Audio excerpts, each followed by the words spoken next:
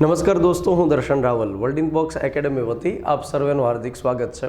અત્યારે ખૂબ સરસ તૈયારી કરી રહ્યા છો, તડામાર તૈયારીઓ શરૂ હશે અને એ જ રીતે મોક ટેસ્ટની અંદર તમે એટેન્ડ કરતા હશો। તો આપણે ભાવનગર અને ગાંધીનગર ખાતે જે એક કોન્સ્ટેબલ મોક ટેસ્ટનું આયોજન કરેલું, આમ તો અલગ અલગ 10 જેટલી મોક ટેસ્ટ આપણે આયોજિત કરી છે અને ભાવનગરની અંદર તો સ્કૂલની અંદર આપણે મોક ટેસ્ટ દેવા માટે વિદ્યાર્થીઓ જાય એવી એક વ્યવસ્થા કરી છે કે સરકારી ઢબે પેપરનું આપણે આયોજન કર્યું। એમાંથી જે સૌથી પહેલો પેપર રહેલો છે એમાં બંધારણ વિષયની અંદર જે પ્રશ્નો પૂછવામાં આવ્યા એના વિશે આપણે ચર્ચાઓ કરીએ અને આ ચર્ચાઓ આપણે સ્ટાર્ટ કરીએ એની પહેલાં એક માહિતી તમને આપી દઈએ કે ભાવનગર એકેડમી ખાતે એક કોન્સ્ટેબલની ઓફલાઈન બેચ શરૂ થવા જઈ રહી છે અને કોન્સ્ટેબલ ફાસ્ટ ટ્રેક બેચ છે। 3 માર્ચ 2025ના દિવસથી આ બેચ શરૂ થવા જઈ રહી છે, જેનો સમય સવારે 8થી લઈ અને 12 વાગ્યાનો છે। એનો મતલબ એ થાય કે ડેઇલી 2 લેક્ચરની કામગીરી રહેશે, ડેઇલી તમારી અલગ અલગ 2 ટેસ્ટ આપણે લેશું અને બંધારણ વિષય, ગણિત, રિઝનિંગ, ગુજરાતી ગદ્યાર્થ અને એની ઉપર આપણે વિશેષ રીતે ફોકસ આપશું। બંધારણ વિષય હોય, ગણિત, રિઝનિંગ હોય, એમાં જેટલા પણ ચેપ્ટર રહેલા છે, જેટલા સિલેબસના મુદ્દા રહેલા છે એને શબ્દશઃ ભણાવવામાં આવશે અને ફાસ્ટ ટ્રેક બેચ એનો મતલબ એવું નહીં થાય કે ભણીને ભણાવવામાં આવશે। ફાસ્ટ ટ્રેક બેચનો મતલબ એ થાય કે બંધારણ હોય, ગણિત હોય, રિઝનિંગ હોય, ગુજરાતી ગદ્યાર્થ હોય એને સંપૂર્ણ રીતે ભણાવવામાં આવે। બાકીના જે વિષય રહેલા છે જેમ કે ઇતિહાસ હોય, સાંસ્કૃતિક વારસો હોય, એ જ રીતે સામાન્ય વિજ્ઞાન હોય એને પરીક્ષાલક્ષી ભણાવવામાં આવશે।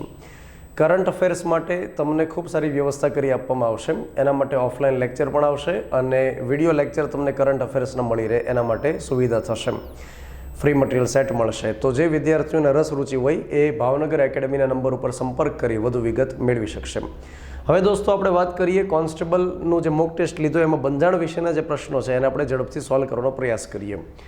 તો કોન્સ્ટેબલની અંદર જે 2 વિભાગ રહેતા હોય છે, જેમાં સૌથી પહેલો વિભાગ રહેલો છે જેમાં ગણિત છે, રિઝનિંગ છે અને એ જ રીતે ગુજરાતી ગદ્યાર્થ રહેલું હોય છે। આપણે અત્યારે સોલ્વ કરવાનું છે બંધારણ વિષયના પ્રશ્નો।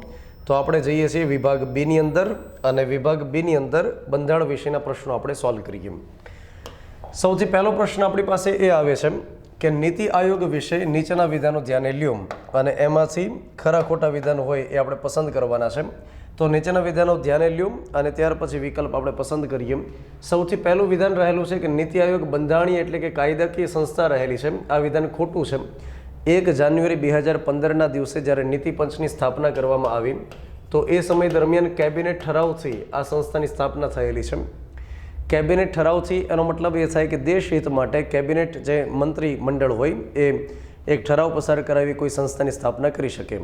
જેમ કે CBIની જે સ્થાપના થયેલી છે, સેન્ટ્રલ બ્યુરો ઓફ ઇન્વેસ્ટિગેશન, એ પણ આ જ પ્રકારની એક સંસ્થા રહેલી છે। ત્યાર પછી તે ભારતની મુખ્ય થિંક ટેન્ક રહેલી છે, તો કે હા, એ વિધાન સાચું છે। હોદ્દાની રૂએ વડાપ્રધાન તેના અધ્યક્ષ હોય છે, એ વિગત પણ સાચી રહેલી છે। તેની ગવર્નિંગ કાઉન્સિલમાં દરેક રાજ્યના મુખ્યમંત્રી, વિધાનસભા ધરાવતા કેન્દ્ર શાસિત પ્રદેશના મુખ્યમંત્રી અને કેન્દ્ર શાસિત પ્રદેશના ઉપરાજ્યપાલનો સમાવેશ થાય, આ વિધાન પણ સાચું રહેલું છે। તો આગળ રાઈટ આન્સર આવશે 2, 3 અને 4, 2, 3 અને 4। ચલો એના પછી આપણે આગળનો પ્રશ્ન જોઈએ। પ્રશ્ન રહેલો છે કે ભારતમાં સરકારી ભ્રષ્ટાચારની તપાસ માટે સર્વોચ્ચ પદ ઓમ્બુડ્સમેન હોવું જોઈએ તે અંગેની સૌપ્રથમ ભલામણ કોણે કરેલી હતી? તો સ્વીડનમાંથી પ્રેરણા લઈ અને સ્વીડનની અંદર જે પદ ચાલતું હોય છે ઓમ્બુડ્સમેન, જેનો મતલબ થાય કે સરકારી વિભાગની અંદર કોઈ ભ્રષ્ટાચાર હોય એની ફરિયાદ આપણે જે વ્યક્તિને કરી શકીએ એને ઓમ્બુડ્સમેન કહેવાય। તો ભારતની અંદર આ પ્રકારનું પદ હોય એવી સૌથી પહેલી વાર ભલામણ કોણે કરેલી હતી? તો અશોક કુમાર સેન નામના વ્યક્તિ હતા, જે એ સમય દરમિયાન 1960ના દશકની અંદર કાયદા મંત્રીના પદે હતા। એમણે સૌથી પહેલી વાર ભલામણ કરેલી। અહીં આગળ ભલામણ તો ઘણી બધી વખત થયેલી, જેમ કે વહીવટી સુધારણા પંચ, જેને કહેવાય એડમિનિસ્ટ્રેટિવ રિફોર્મ્સ કમિશન આર્ક, અને જે સૌથી પહેલું વહીવટી સુધારણા પંચ બનેલું વર્ષ 1966ની અંદર અને એ મોરારજીભાઈ દેસાઈની અધ્યક્ષતામાં બનેલું હતું। આ વિગત આપણે યાદ રાખવી પડશે। અને એમણે આ ભલામણ કરેલી હતી કે ભારતની અંદર આ પ્રકારનું એક તંત્ર હોય, આ પ્રકારનું એક પદ હોય કે જે ભ્રષ્ટાચાર સંબંધી ફરિયાદને સાંભળે। એ જ રીતે 2004ની અંદર વીરપ્પા મોઇલીની અધ્યક્ષતામાં 2004માં વીરપ્પા મોઇલીની અધ્યક્ષતામાં બીજું વહીવટી સુધારણા પંચ રહેલું હતું। એમણે પણ આના માટે ભલામણ કરેલી હતી અને આ જે શબ્દ રહેલો છે લોકપાલ, એ આપનાર વ્યક્તિ કોણ છે? લક્ષ્મીમલ સિંઘવી નામના વ્યક્તિ રહેલા છે। લક્ષ્મીમલ સિંઘવીનું નામ એ બાબત માટે પણ જાણીતું છે કે જ્યારે અટલ બિહારી વાજપેયીની સરકારે એમની અધ્યક્ષતામાં એક સમિતિની રચના કરી તો એમણે પ્રવાસી ભારતીય દિવસની ઉજવણી કરવા માટે ભલામણ કરેલી હતી. શરૂઆતની અંદર જ્યારે 2003થી શરૂઆત કરી તો શરૂઆતની અંદર દર વર્ષે પ્રવાસી ભારતીય દિવસની ઉજવણી કરવામાં આવતી 9 જાન્યુઆરીના દિવસે, પરંતુ 2015 પછીથી દર 2 વર્ષે પ્રવાસી ભારતીય દિવસની ઉજવણી થાય છે. 2025ની અંદર ઓડિશાના ભુવનેશ્વર ખાતે પ્રવાસી ભારતીય દિવસની ઉજવણી કરવામાં આવી. તો અહીંયા આગળ રાઈટ આન્સર આવશે અશોક કુમાર સેન. એના પછી 83 નંબરનો પ્રશ્ન, મતલબ અહીંયા આગળ ત્રીજો, સીબીઆઈ વિશે નીચેના વિધાનો ધ્યાને લો. સીબીઆઈ જેનું પૂરું નામ થાય સેન્ટ્રલ બ્યુરો ઓફ ઇન્વેસ્ટિગેશન, હાલમાં સીબીઆઈ કર્મચારી, જાહેર ફરિયાદ અને પેન્શન મંત્રાલય નીચે કાર્ય કરે છે. તો આ વિધાન સાચું રહેલું છે. ઘણા વિદ્યાર્થીઓ હોય, ખાસ કરીને જે ફ્રેશર વિદ્યાર્થી હોય, પહેલી વાર તૈયારી કરતા હોય, એમને મનની અંદર એવો વહેમ હોય કે સીબીઆઈ ગૃહ મંત્રાલય નીચે કામ કરે છે. તો એ વાત ખોટી રહેલી છે. એ આ મંત્રાલય નીચે કામ કરે છે, કર્મચારી, જાહેર ફરિયાદ અને પેન્શન મંત્રાલય. સીબીઆઈ ભારતનું ઇન્ટરપોલમાં પ્રતિનિધિત્વ કરે છે. આ વાત પણ ખૂબ સાચી રહેલી છે. તે રાષ્ટ્રીય તેમજ આંતરરાષ્ટ્રીય સ્તરના અતિ ગંભીર પ્રકારના કેસ હોય, હાઈ પ્રોફાઇલ કેસ હોય, એની તપાસ કરે. સીબીઆઈ સ્વાયત્ત સંસ્થા રહેલી છે. આ વિધાન ખોટું રહેલું છે. સ્વાયત્ત સંસ્થાનો મતલબ એ થાય કે જે પોતાના નિર્ણય જાતે લઈ શકે, જે પોતાની કાર્ય પદ્ધતિ જાતે ડિસાઇડ કરી શકે, એને સ્વાયત્ત સંસ્થા કહેવાય. પણ સીબીઆઈ પોતાની જાતે ડિસાઇડ નથી કરતી. સીબીઆઈની પાસે જે ડાયરેક્ટર હોય એ વ્યક્તિ પોતાની જાતે ડિસાઇડ ન કરે કે મારે કયા કેસ ઉપર કામગીરી કરવાની છે. એને સરકાર તરફથી જે કેસ આપવામાં આવે, જે ફાઇલ આપવામાં આવે, અથવા સુપ્રીમ કોર્ટ, હાઈકોર્ટ તરફથી જો ભલામણ કરેલી હોય તો એ કેસની ઉપર કામગીરી કરે. તો સ્વાયત્ત સંસ્થા નથી, અને એટલા માટે સીબીઆઈને કેન્દ્ર સરકારની પોપટ તરીકે ઓળખવામાં આવે છે. વિરોધ પક્ષ તરફથી ખૂબ જ વિરોધ રહેતો હોય છે કે આ અમારી સામેની જે ફાઇલ હોય એ જ સરકાર અમને સોંપી દે છે. તો અહીં આગળ જે રાઈટ આન્સર આવશે એ છે 1, 2 અને 3. 1, 2 અને 3 એટલે રાઈટ આન્સર થશે બી. ચલો ત્યાર પછી આપણે આગળની ચર્ચા કરીએ, અન્ય પ્રશ્ન તરફ જઈએ. અન્ય પ્રશ્ન આપણી પાસે એ આવે છે, બંધારણ સભા વિશે નીચેના વિધાનો ધ્યાને લ્યો. સૌથી પહેલું વિધાન રહેલું છે કે બંધારણ સભામાં 15 મહિલાઓએ ભાગ લીધેલો હતો. આ સાચી વાત. બંધારણ સભામાં સંયુક્ત પ્રાંતે, હાલનું ઉત્તર પ્રદેશ, સૌથી વધુ પ્રતિનિધિત્વ કરેલું હતું. સંયુક્ત પ્રાંતે દેશી રજવાડામાંથી મૈસૂર પ્રાંતે 3 બેઠક સાથે સૌથી ઓછું પ્રતિનિધિત્વ કર્યું હતું. આ વિધાન ખોટું રહેલું છે, કેમ કે મૈસૂર એ દેશી રજવાડામાંથી નામાંકન ત્યાંથી થવાનું હતું. સૌથી વધારે પ્રતિનિધિઓ ત્યાંથી રહેલા હતા. બંધારણ સભા દ્વારા હાથીના ચિહ્નનો બંધારણ સભાના ચિહ્ન તરીકે સ્વીકાર થયેલો હતો. આ વાત પણ સાચી રહેલી છે. તો 1, 2 અને 4, 1, 2 અને 4 સાથે સી ઓપ્શન આવશે. એના પછીનો જે પ્રશ્ન રહેલો છે એમાં તમને જોડકું આપવામાં આવ્યું છે, અને જોડકાની અંદર એક બાજુ ચેપ્ટરનો ક્રમ રહેલો છે અને બીજી બાજુ એમાં શું વિગત રહેલી છે એની વાત કરી છે. આ પ્રકારના પ્રશ્નો પરીક્ષાની અંદર રહેતા હોય છે. ઘણીવાર તમને ચેપ્ટરનો ક્રમ આપે, એની સામે નામ આપે. ઘણીવાર તમને ચેપ્ટરનો ક્રમ આપે, સામે અનુચ્છેદનું ઝુમખું આપી દે. તો આટલી વિગત તો આપણને યાદ રહેવી જોઈએ.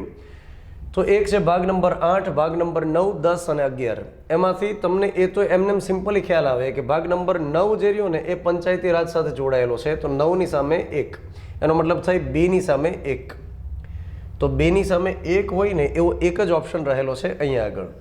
તો ઘણીવાર આ પ્રકારની ઘટનાઓ બને કે જેમાં તમને 1 થી 2 આવડી જાય તો આખો જવાબ તમે ફાટ કરતો આપી શકો. ત્યાર પછી એની સામે 2, એની સામે 2, આ પણ રાઈટ આન્સર છે, કેન્દ્ર શાસિત પ્રદેશ. ત્યાર પછી 10 નંબર જે રહ્યો એ ખાસ કરીને આદિજાતિ વિસ્તાર આવેલો હોય એના વહીવટ સંબંધી બાબત જોડાયેલી છે. તો 10ની સામે અહીં આગળ આવશે 3, સીની સામે. અને 11ની સામે કેન્દ્ર અને રાજ્યના સંબંધ. તો આપણે જોઈ શકીએ કે અહીંયા એની સામે 2, ત્યાર પછી બીની સામે 1, સીની સામે 3 અને ડીની સામે 4. તો એકદમ રાઈટ આન્સર છે. પરીક્ષાની અંદર એક વખત તમને જવાબ મળી જાય ત્યાર પછી દરેકની અંદર ટેલી કરવા જવાની જરૂરિયાત નથી, કેમ કે ત્યાં આગળ ઉતાવળ હોય અને ઝડપથી આપણે પેપર પૂર્ણ કરવાનું હોય. ચાલો ત્યાર પછી આપણે આગળનો પ્રશ્ન સમજીએ. આગળનો પ્રશ્ન રહેલો છે કે બંધારણીય સ્ત્રોતમાં નીચેનામાંથી કયા દેશમાંથી એક પણ જોગવાઈ લેવામાં આવી નથી. તો જો આપણે સૌથી વધારે જે શીખ્યા ને એ 2 દેશમાંથી શીખ્યા. એક અમેરિકામાંથી શીખ્યા અને એ જ રીતે આપણે એક બ્રિટનમાંથી શીખ્યા. તો 2 દેશમાંથી સૌથી વધારે શીખ્યા. એનું કારણ એ છે કે અમેરિકા એ વિશ્વની અંદર સૌથી પહેલો એવો દેશ છે જેણે લેખિત બંધારણ આપવાની શરૂઆત કરી. 1789માં ત્યાં આગળ લેખિત બંધારણનો પ્રારંભ થાય છે. અને લેખિત બંધારણનો મતલબ શું થાય કે બંધારણ સભાએ ભેગા મળી સમગ્ર બંધારણ તૈયાર કર્યું હોય. જર્મનીમાંથી આપણે શીખ્યા, ફ્રાન્સમાંથી આપણે શીખ્યા. એક દેશ રહેલો છે ઇઝરાયલ, જેમાંથી આપણે પ્રેરણા લીધેલી નથી. તો અહીંયા રાઈટ આન્સર આવશે એમ. ત્યાર પછી 87, ભારતની બંધારણ સભાના કાયમી ઉપાધ્યક્ષ કોણ હતા? તો ડૉક્ટર રાજેન્દ્ર પ્રસાદ એ હતા કાયમી અધ્યક્ષ, અને ઉપાધ્યક્ષની અંદર બે વ્યક્તિ હતા. એક વ્યક્તિ હતા H.C. મુખર્જી અને એક હતા વીટી કૃષ્ણમાચારી. તો રાઈટ આન્સર આવશે ડી. એના પછી 88 નંબર, આમુખ વિશે નીચેના વિધાનો ધ્યાને લ્યો. આમુખમાંથી સવાલ બને એવી પૂર્ણ શક્યતા હોય છે, ભલે એકમાત્ર વાક્યનું બનેલું છે પણ તેમ છતાં નાનો પણ રાઈનો દાણો છે. આમુખમાં અત્યાર સુધીમાં 2 વાર ફેરફાર કરવામાં આવ્યા. આ ખોટી વાત છે, કેમ કે આમુખમાં અત્યાર સુધીમાં એક જ વખત ફેરફાર કરવામાં આવ્યું. 42 નંબરના બંધારણીય સુધારા 1976 દ્વારા 3 શબ્દ ઉમેરવામાં આવ્યા: સમાજવાદી, બિન સાંપ્રદાયિક અને અખંડિતતા. બાબા સાહેબ આંબેડકરે આમુખને બંધારણનો આત્મા કહેલો છે, તો એ વિધાન ખોટું છે. જવાહરલાલ નહેરુએ આ પ્રકારના શબ્દ વાપરેલા. ઠાકુરદાસ ભાર્ગવ નામના વ્યક્તિએ આ પ્રકારના શબ્દ વાપરેલા. તો અહીં આગળ રાઈટ આન્સર આવશે કે જો સાચું વિધાન હોય તો ફક્ત 2 એ આપણો રાઈટ આન્સર છે. ચલો એના પછી આપણે આગળનો પ્રશ્ન જોઈએ. પ્રશ્ન એ રહેલો છે કે ભારતમાં મતાધિકાર આપવા માટેનો આધાર શું રહેલો છે? તો એ દરેક વિદ્યાર્થીઓને ખ્યાલ હોય એ પ્રકારની બાબત રહેલી છે કે 18 વર્ષ અથવા એની કરતાં ઉપરની વ્યક્તિ આપી શકે. તો ભારતની અંદર એક અનુચ્છેદ રહેલો છે બંધારણમાં, અનુચ્છેદ નંબર 326. આ 326 નંબરની અંદર લખવામાં આવે છે પુખ્ત વય મતાધિકાર. એનો મતલબ થાય કે જેની ઉંમર પુખ્ત હોય, જે મેચ્યોર હોય, એ વ્યક્તિ વોટ આપી શકે. શરૂઆતની અંદર ઉંમર રહેલી હતી 21 વર્ષ, પરંતુ એક સમિતિ રહેલી હતી, તારકુંડે સમિતિ. રાજીવ ગાંધીની સરકારે તારકુંડે સમિતિની ભલામણનો સ્વીકાર કર્યો, 61 નંબરનો બંધારણીય સુધારો કર્યો અને 21 વર્ષની જે ઉંમર હતી એ ઘટાડી અને 18 વર્ષ કરી. ત્યાર પછી ભારતના બંધારણમાં દર્શાવેલ રાજનીતિના માર્ગદર્શક સિદ્ધાંતો સાથે નીચેના પૈકી કઈ બાબત સાચી નથી? મતલબ ખોટી જે વિગત હોય એને આપણે અહીંયા સાચી રાખવાની છે. દેશના શાસનના પાયાગત છે, આ સાચી વાત. રાજ્યના કાયદા ઘડતી વખતે આ સિદ્ધાંતોનો અમલ કરવાની ફરજ રહેશે, મતલબ આ પણ સાચી વાત છે કે રાજ્ય પોતે જ્યારે કાયદો બનાવે ત્યારે એને માર્ગદર્શન મળે છે કે અમારે આમાં રહેલી જે વિગત છે એને લાગુ કરવાની છે. આ સિદ્ધાંતોનો અમલ કોર્ટ વડે કરાવી શકાય તો કે ના? ભારતીય બંધારણમાં અનુચ્છેદ નંબર 37માં લખવામાં આવેલું છે કે ડીપીએસપીમાં રહેલી વિગતો કોર્ટ તરફથી અમલ ન કરાવી શકાય. આ એનફોર્સિએબલ બાબત રહેલી નથી. અને આ સિદ્ધાંતોનો એક અર્થમાં નાગરિકના અધિકાર છે, પણ ભવિષ્યમાં જે અધિકાર મળે એની વાત છે. તો અહીં આગળ રાઈટ આન્સર આવશે સી. ચલો ત્યાર પછી પંચાયતની મુદત અંગે 73મા બંધારણીય સુધારામાં શી જોગવાઈ કરવામાં આવી છે પંચાયતની મુદત માટે? તો ભારતીય બંધારણની અંદર એક અનુચ્છેદ રહેલો છે 243E નંબરનો. આમાં પંચાયતની મુદત સંબંધી જોગવાઈ કરવામાં આવી કે દરેક પંચાયતની મુદત તેની પ્રથમ બેઠક મળે ત્યારથી 5 વર્ષ રહેશે. આ સાચી વાત છે. 5 વર્ષની મુદત પૂરી થાય તે પહેલાં દરેક પંચાયતની ચૂંટણી કરવામાં આવે છે. તો આ વિધાન પણ સાચું રહેલું છે કે પંચાયતની ચૂંટણી ત્યારે નહીં કરાવવાની કે એકવાર મુદત પૂર્ણ થઈ જાય, એડવાન્સની અંદર એની ચૂંટણી કરવામાં આવે. તો 1 અને 2 બંને વિધાન સાચા રહેલા છે. તો રાઈટ આન્સર આવશે સી. ધન વિધેયક માટે, ધન વિધેયકનો મતલબ થાય નાણાં બિલ. ધન વિધેયક માટે થઈ અને આપણે કેટલાક વિધાનોને ધ્યાનમાં રાખવાના છે અને ત્યાર પછી સાચું વિધાન શું રહેલું છે એ આપણે કહેવાનું છે.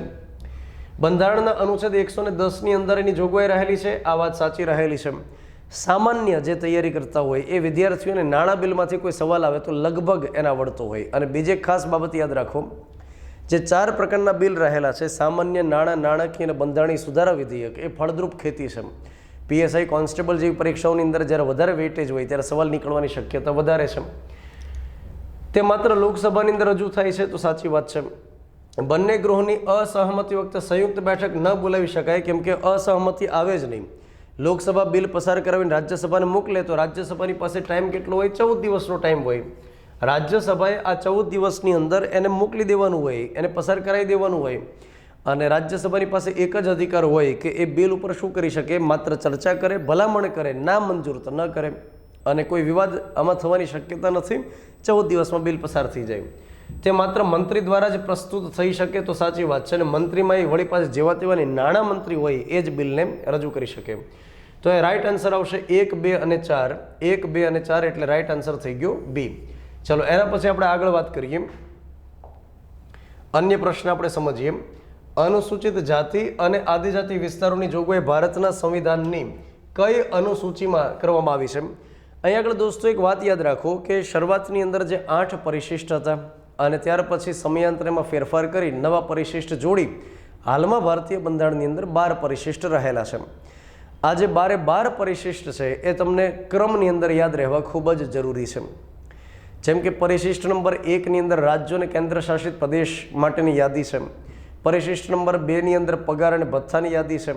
પરિશિષ્ટ નંબર 3 ની અંદર શપથના નમૂનાઓ આપવામાં આવ્યા છે. 4 ની અંદર રાજ્યસભામાં બેઠકની વહેંચણી અપાયેલી છે. 5 અને 6 નંબરનું જે અનુસૂચિત પરિશિષ્ટ છે એમાં અનુસૂચિત જનજાતિ વિસ્તારનો વહીવટ કેમ થાય એ સંબંધી જોગવાઈ છે. 7 નંબરની અંદર કેન્દ્ર અને રાજ્યના વચ્ચે જે વિષયોની વહેંચણી થયેલી છે એની યાદી રહેલી છે. 8 નંબર જેમાં બંધારણ માન્ય ભાષાઓની યાદી છે. 9 નંબર જેની અંદર વિગત આપવામાં આવેલી છે કે જમીન સંપાદન સંબંધી કાયદાઓની યાદી. ત્યાર પછી 10 નંબર જેમાં પક્ષપલટા વિરોધી કાનૂન સંબંધી કેટલાક નિયમોની યાદી.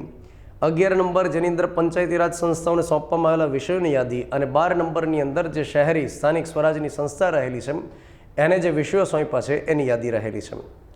તો દોસ્તો અને વહાલા દોસ્તો, આ જે 12 પરિશિષ્ટ રહેલા છે એ તમારે ખાસ રીતે યાદ રાખવા જરૂરી છે. એમાંથી અહીંયા પૂછે છે કે અનુસૂચિત જાતિ અને આદિજાતિ વિસ્તારની જોગવાઈ સંબંધી જે યાદી છે એ 5 નંબરની યાદી છે. તો 5 અને 6 ની અંદર એ જ વિગત આપેલી છે. જે 5 નંબર છે એમાં લખવામાં આવ્યું છે કે આ મે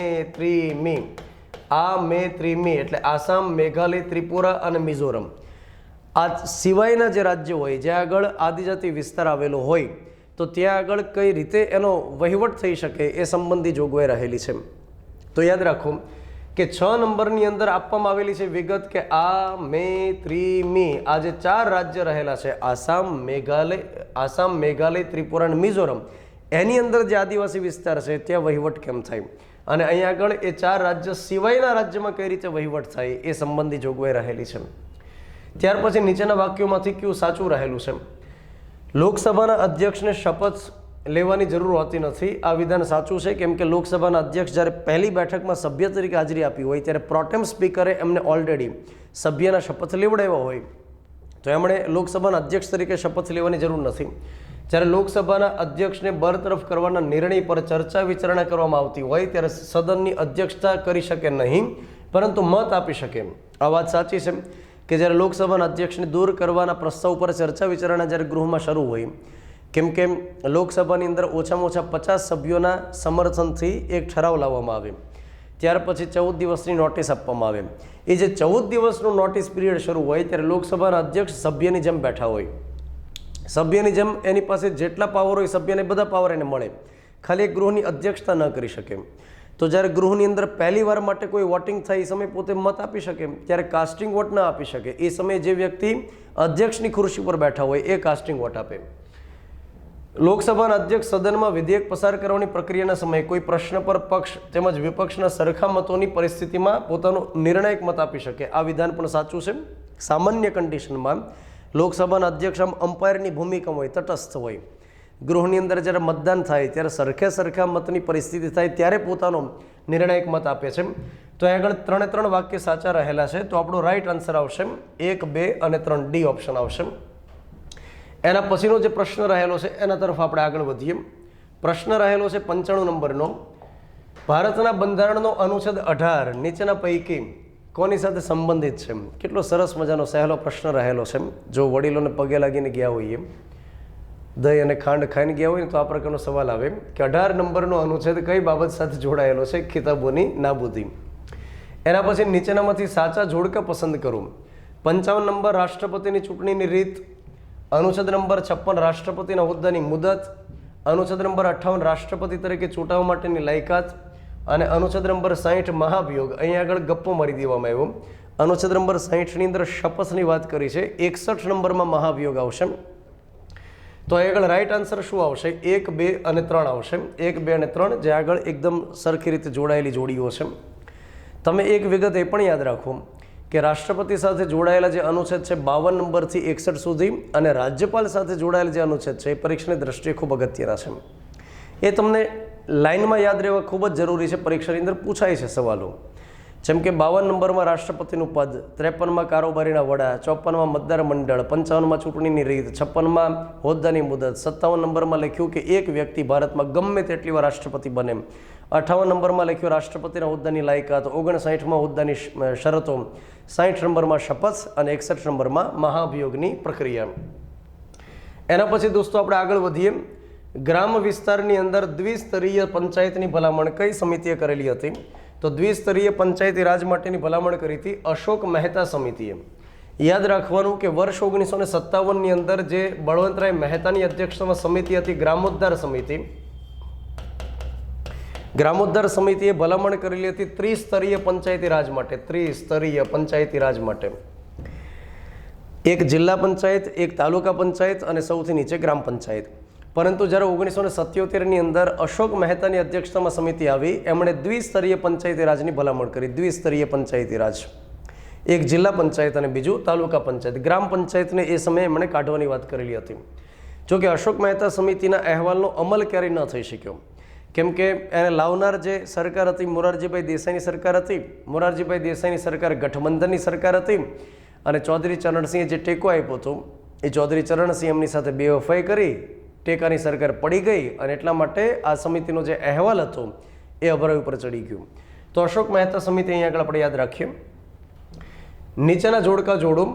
એક બાજુ અલગ અલગ પ્રકારે વિગત આપી અને ત્યાર પછી અનુચ્છેદ આપ્યા છે. સૌથી પહેલાં આપણે વાત કરીએ સમાનતાનો અધિકાર, તો એ આવશે અનુચ્છેદ નંબર 14. તો એની સામે 3 આવશે.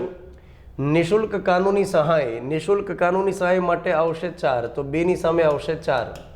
એના પછી મૌલિક કર્તવ્ય મતલબ કર્તવ્યની ફરજ, તો ફરજની વાત કરી 51A ની અંદર, તો સીની સામે આવશે 1. અને અશક્ત વર્ગનું કલ્યાણ એ આવશે 2 ની અંદર, મતલબ ડીની સામે 2. તો એની સામે 3 હોય, બીની સામે 4 હોય, સીની સામે 1 હોય ને ડીની સામે 2 હોય, તો એ રૂડું રૂપાળું રહેલું છે એ ઓપ્શન. ચલો એના પછી આપણે દોસ્તો આગળ વધીએ. અન્ય પ્રશ્ન રહેલો છે કે ભારતીય બંધારણના અનુચ્છેદ 20 સંદર્ભે, અનુચ્છેદ 20 સંદર્ભે કયું વિધાન સાચું રહેલું છે? 20 નંબરની અંદર લખવામાં આવ્યું છે ને કે ગુના સંબંધી અથવા દોષ સિદ્ધિ સામે રક્ષણનો અધિકાર, જેમાં સૌથી પહેલી વિગત લખવામાં આવી કે પ્રવર્તમાન કાયદા અનુસાર સજા, એક વખત કરેલ ગુના માટે 1 જ વાર સજા અને પોતાની વિરુદ્ધમાં પુરાવા આપવા બળજબરી સામે રક્ષણ. મતલબ જેની ઉપર આરોપ લાગેલો છે એ વ્યક્તિની સાથે પોલીસવાળા કે તપાસ કરતી સંસ્થા બળજબરી ન કરી શકે, એની પાસે પરાણે કન્ફેશન ન લઈ શકે. તો એ લખવામાં આવે છે કે ગુનાનો આરોપ હોય તે વ્યક્તિને પોતાની વિરુદ્ધ સાક્ષી બનવાની ફરજ પાડી શકાશે, તો કે ના, એ ન થઈ શકે. ગુનાનો આરોપ હોય તે વ્યક્તિની ઓળખ માટે તેની સહી અને અંગૂઠાની છાપ લઈ શકાય, તો હા એ લઈ શકાય, આઈડેન્ટિફિકેશન માટે લઈ શકાય. તો આગળ રહેલું છે કે માત્ર 1 વિધાન સાચું, માત્ર 2 વિધાન સાચું, તો રાઈટ આન્સર આવશે અહીં આગળ માત્ર વિધાન 2 સાચું. ચાલો ત્યાર પછી આપણે આગળ વાત કરીએ. અન્ય પ્રશ્ન રહેલો છે 100 નંબરનો કે ભારતને કલ્યાણ રાજ્ય બનાવવા માટે બંધારણમાં શી જોગવાઈ રહેલી છે?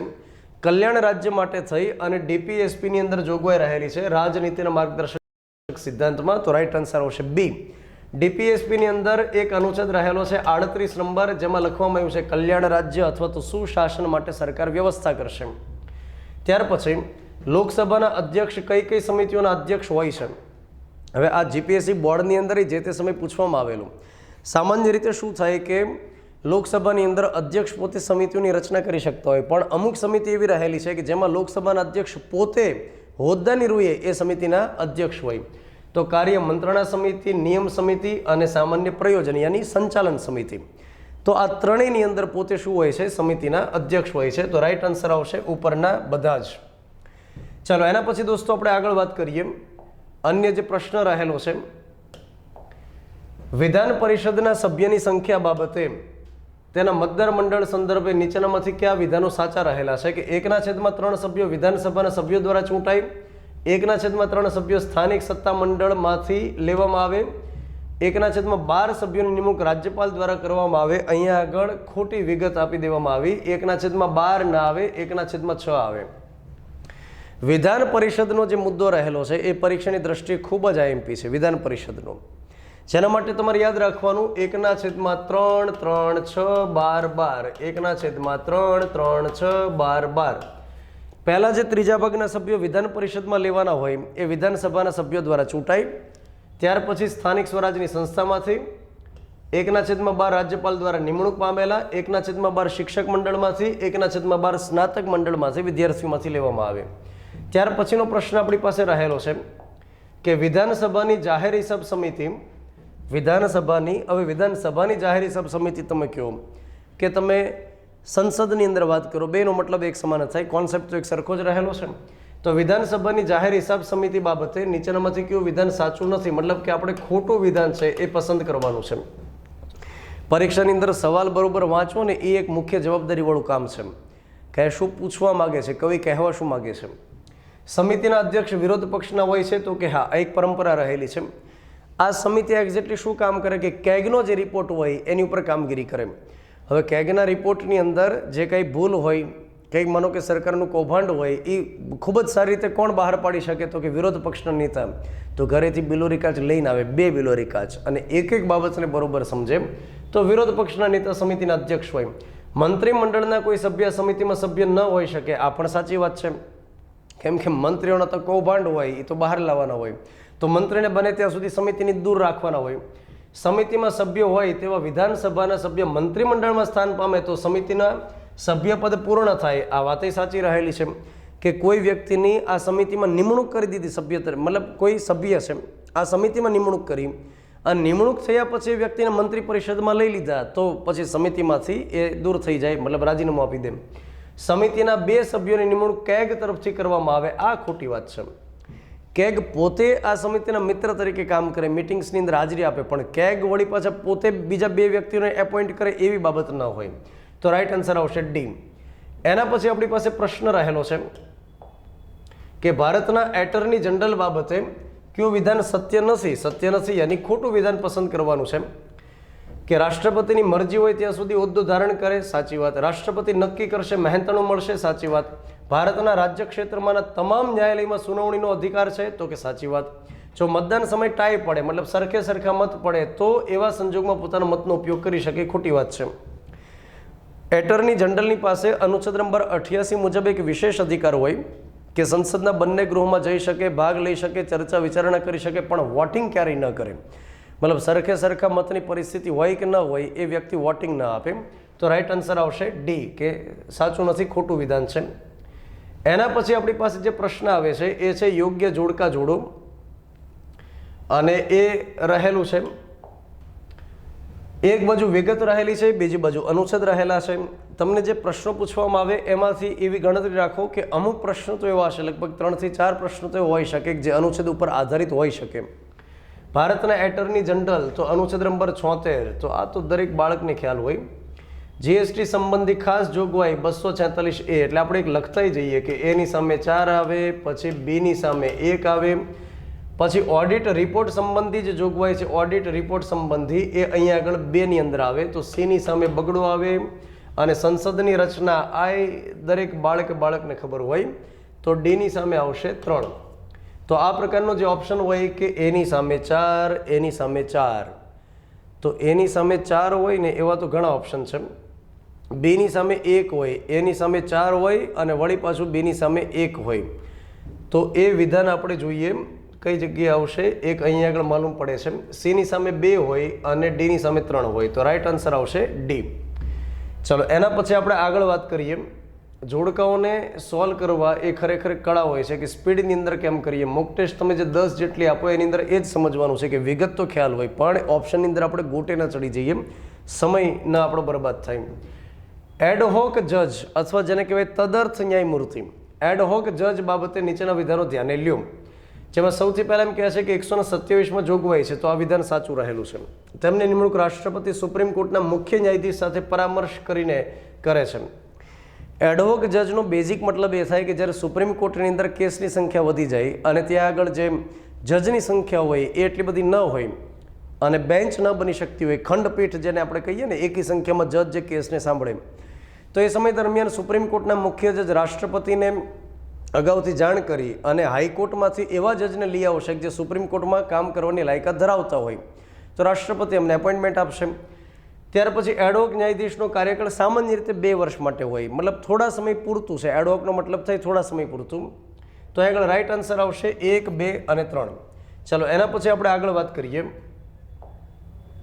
જ્યારે સંસદના બંને ગૃહની સંયુક્ત બેઠક બોલાવવામાં આવે, જ્યારે સંસદના બંને ગૃહની સંયુક્ત બેઠક બોલાવવામાં આવે તો એમાં ખરડો રજૂ કરવામાં આવે તો તેને કોના દ્વારા મંજૂર કરવામાં આવે. એનો મતલબ થાય કે અહીંયા આગળ બહુમતી પૂછવામાં આવી છે. સંયુક્ત બેઠક સંબંધી જોગવાઈ અનુચ્છેદ નંબર 108માં છે. જ્યારે કોઈ બિલ માટે થઈ અને કોઈ વિવાદની પરિસ્થિતિ થાય, 6 મહિના કરતાં વધુ સમય થાય, તો એ સમય દરમિયાન રાષ્ટ્રપતિ 108 મુજબ સંયુક્ત બેઠક બોલાવે. સંયુક્ત બેઠક એક સામાન્ય બિલમાં આવી શકે, એક નાણાકીય બિલની અંદર આવી શકે. નાણાં બિલ અને બંધારણીય સુધારા વિધેયક માટે થઈ સંયુક્ત બેઠક ક્યારેય આવતી નથી. તો એમાં સાદી બહુમતી હોય. સંયુક્ત બેઠક જ્યારે બોલાવે ત્યારે સાદી બહુમતીથી પસાર કરાવે, તો હાજર રહીને મતદાન કરે એના સામાન્ય બહુમતથી અને પસાર કરવામાં આવે. ભારતીય બંધારણના કયા અનુચ્છેદ હેઠળ રાજ્ય નાણાં પંચની જોગવાઈ કરવામાં આવી? તો એકદમ સહેલો સવાલ રહેલો છે, અનુચ્છેદ ઉપર આધારિત છે. 243I અને Y, 243I. ચાલો એના પછી આગળ આપણે વાત કરીએ. 109 નંબર યોગ્ય જોડકા જોડવાના છે, જેની અંદર આપણને એક બાજુ વિગત આપવામાં આવી, એક બાજુ અનુચ્છેદ આપેલા છે. સંસદમાં ઉપયોગમાં લેવાની ભાષા અનુચ્છેદ નંબર 120, તો આગળ આવશે A ની સામે 2. ન્યાયતંત્રમાં ઉપયોગમાં લેવાની ભાષા 348 નંબર, તો અહીં આગળ આવશે 2 ની સામે 1. ધારાસભામાં ઉપયોગમાં લેવાની ભાષા જેની સામે આવશે 210, C ની સામે આવશે 3 નંબર. અને માતૃભાષામાં શિક્ષણની જોગવાઈ જેમાં આવશે 350A, એટલે D ની સામે આવશે 4. તો A ની સામે 2, B ની સામે 1, C ની સામે 3, D ની સામે 4. તો દોસ્તો અહીંયા આગળ જે રાઈટ આન્સર આવશે એ આપણે શોધી લઈએ. A ની સામે 2, B ની સામે 1, તો D ઓપ્શન એ આપણો રાઈટ આન્સર છે. ત્યાર પછી 110 અને આ સેશનનો સૌથી છેલ્લો પ્રશ્ન રહેલો છે. બંધારણ વિશેના જેટલા પ્રશ્નો પૂછવામાં આવ્યા એમાં આ છેલ્લો પ્રશ્ન રહેલો છે કે લોકસભાની અંદર લોકસભા દ્વારા મંજૂર કરવામાં આવેલ કોઈ બંધારણીય સુધારા વિધેયકને જો રાજ્યસભા સ્વીકાર ન કરે તો તેનું પરિણામ શું આવે? લોકસભા દ્વારા મંજૂર કરવામાં આવેલું કોઈ એક બંધારણીય સુધારા ખરડો છે અને રાજ્યસભા જો મંજૂર ન કરે તો શું પરિસ્થિતિ થાય? કે લોકસભાને પરત મોકલે, 14 દિવસમાં લોકસભાએ મંજૂર કરવું ફરજિયાત છે, વિધેયક સમાપ્ત થઈ જાય કે ઉપરનામાંથી એક પણ નહીં. તો એટલું તમે સમજી લો કે બંધારણીય સુધારા વિધેયક જે હોય એ બંને ગૃહમાંથી ઇન્ડિવિડ્યુઅલ પસાર થવું જરૂરી છે. એમાં એ બિલકુલ જોગવાઈ નથી કે એક ગૃહ પસાર કરાવે, બીજા ગૃહને મોકલે તો આટલા દિવસમાં પસાર કરાવવાનું. 6 મહિનાની જોગવાઈ નથી, યાદ રાખો. ગમે એટલા ટાઈમ સુધી બીજું ગૃહ રાખી શકે. બંધારણના ઘડવૈયાએ વિચાર કર્યો કે બંધારણીય સુધારા વિધેયકના માધ્યમથી જ્યારે બંધારણમાં ફેરફાર થાય છે તો એકદમ સેન્સિટિવ બાબત છે, ઘણા લાંબા ટાઈમ સુધીની અસર રહેવાની હોય. તો એ સમય દરમિયાન યાદ રાખો કે સંયુક્ત બેઠક તો આવવાની નથી, 6 મહિના જેવું કોઈ જોગવાઈ નથી. બંને ગૃહમાંથી જ્યાં સુધી પસાર ન થાય ત્યાં સુધી રાષ્ટ્રપતિ સુધી ન પહોંચે. તો જ્યારે એક ગૃહ પસાર કરાવે, બીજા ગૃહને મોકલે, બીજું ગૃહ પસાર ન કરાવે તો કોઈ જ બાબત ન થઈ શકે. એ જ્યાં સુધી એમનેમ ગૃહમાં હોય ત્યાં સુધી પેન્ડિંગ જ રહે. જ્યાં સુધી એ વિવાદ સોલ્વ ન થાય બંને ગૃહ વચ્ચે ત્યાં સુધી કોઈને કોઈ ગૃહમાં પડ્યું રહે. કોઈને કોઈ ગૃહમાં બિલ પડ્યું રહે એનો મતલબ એ થાય કે કંઈક બિલમાં રહેલી જોગવાઈમાં વિવાદ છે. તો વિવાદ સોલ્વ ન થાય ત્યાં સુધી બિલનું કશું જ ન થઈ શકે. તો દોસ્તો અને વહાલા દોસ્તો, આ આપણે કોન્સ્ટેબલ મોક ટેસ્ટ 1 એના બંધારણના જે પ્રશ્નો રહેલા હતા 30 એને આપણે સોલ્વ કર્યા.